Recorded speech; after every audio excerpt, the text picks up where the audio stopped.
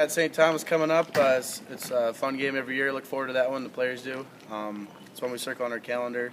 Everybody's got that rivalry you look forward to. So having a good week of practice here, getting ready to go, getting our reads down, and it should be a fun game on Saturday.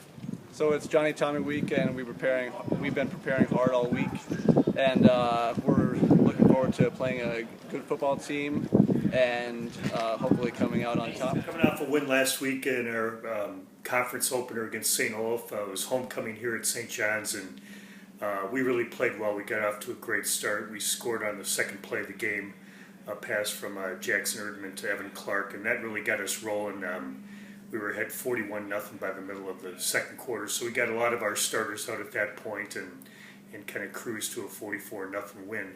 Our guys really looked good on both sides of the ball. We were very solid on offense, ran the ball well and threw it well.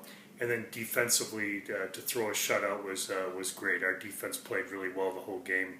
Not only our starters, but our second teamers and our third teamers went in and did a really good job. So it was a great win in front of a great crowd on just a perfect day for football.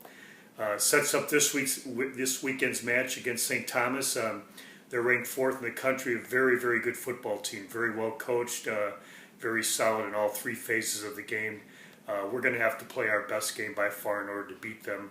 But we've had a great week of practice. Our kids seem focused, and I think we're ready to go. It should be a great game against two really, really good football teams. So we're looking forward to it. Home game here at Clemens Stadium, our tackle cancer game. We hope everybody will come out and support our efforts for the Tackle Cancer Randy Shaver Community Fund. But we're looking forward to a great game tomorrow. St. John's University hosted St. Olaf College last weekend in a MIAC opener. We came away with a 44-0 win. Good things defensively for us. We held them to 18 yards of offense in the first half, which was certainly a tremendous effort for our guys. And in the second half, when a lot of other people played, they held them to no score as well, which was nice to get that shutout. And the guys played a great game, and I think they ended up with just under 90 yards of total offense for the day, which is a tremendous effort from all of our guys. And our offense put the ball in the end zone early and often in the first half to jump out to the 41-0 halftime lead, which kind of sparks us to get ready. With all the good things we did, we're going to have to be at our very best. And now we're hosting University of St. Thomas and another MIAC contest in Collegeville.